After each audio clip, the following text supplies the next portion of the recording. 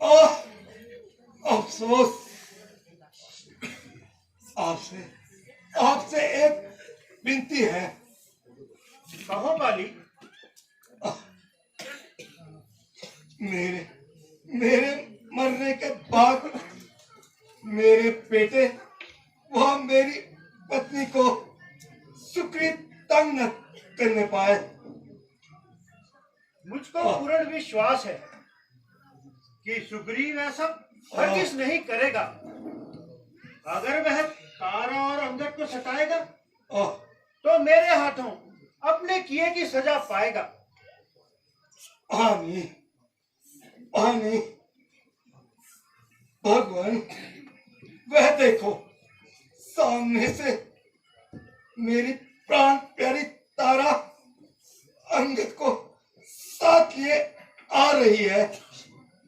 प्रभु, उसे उसे ज्यादा मत रोने देना और अंगद को भी ज्यादा ज्यादा व्याकुल मत होने देना।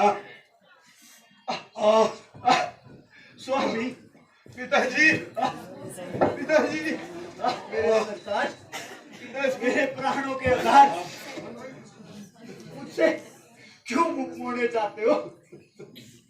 मुझको किसके सहारे छोड़े जाते हो? इस नन्हे से जिगर के टुकड़े को कौन संभालेगा? मेरे नाथ, तेरी किस्मत फूट गई और पिता की गोद हमेशा के लिए छूट गई। देवी, अगरचे यह तुम्हारे लिए बहुत सख्त है, मगर अब सब्र करने में ही भलाई है। बाली का तुम्हारे साथ इतना ही संबंध था, अब सब्र करो। सुग्रीव तुम सबकी रक्षा करेगा। मेरी प्राण प्यारी तारा, मेरी मेरी मौत पर ज्यादा ज्यादा मत रोना, बल्कि बल्कि खुश होना। ऐसी मौत बड़े सौभाग्य से मिलती है। नहीं पिताजी, और मेरे लाल, ज्यादा ना रो। तेरा रोना मेरे काजे को चकना चूर करता है। नाम मालूम मैं किस वक्त मर जाऊं। नहीं पिताजी, नहीं।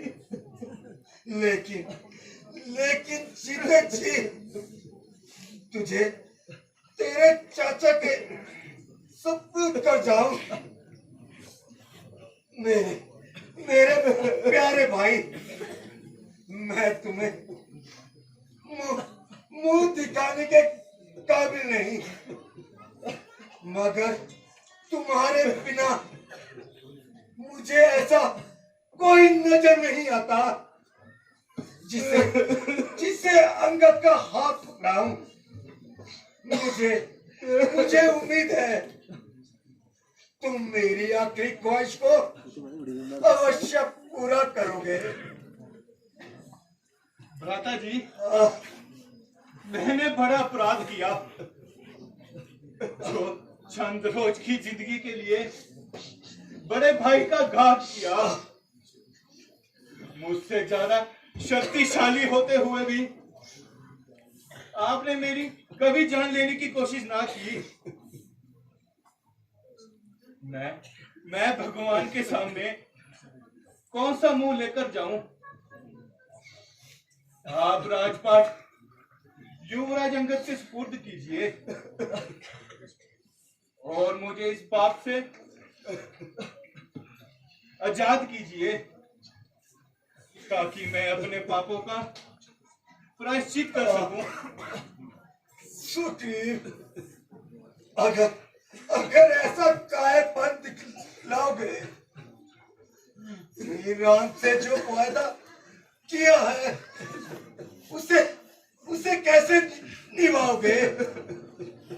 आखिर बेवफा और किधर फैलाओगे?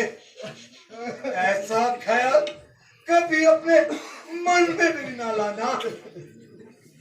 मेरे वचन पर कुर्बान कर देना,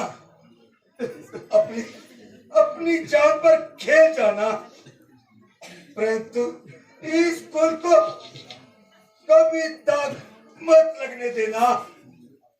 यह मेरी आखिरी ख्वाहिश है।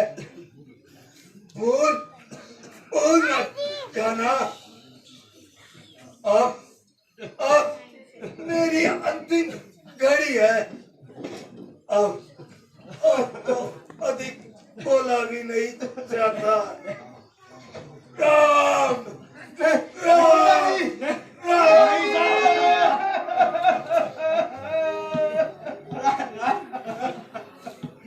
भाई साहब,